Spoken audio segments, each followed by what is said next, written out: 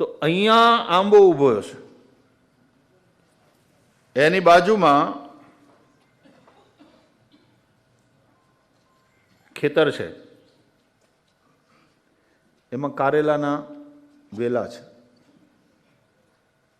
એની બાજુમાં બીજું ખેતર છે, ત્યાં ગ્રેપ્સ,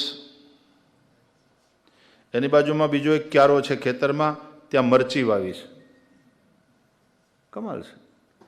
એ જ ધરતીમાં બધા જ ઊભા છે, રાઈટ? પણ મરચું એટલે તીખું, સ્ટ્રોબેરીઝ હોય એનો સ્વાદ જુદો, કારેલું તો કે કડવું, આંબા પાકી જાય પછી મીઠા. એટલા માટે ધરતીને રસા કહે છે. ધરતીનું એક નામ છે રસા, કારણ કે એમાંથી આ બધા રસ પ્રાપ્ત થાય.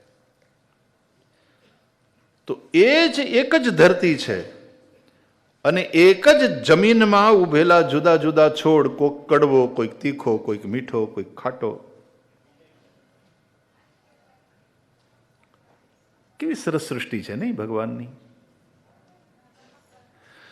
તો આ બધું જે વિશ્વમાં છે એ વિશ્વ ભગવાનનું મંદિર છે.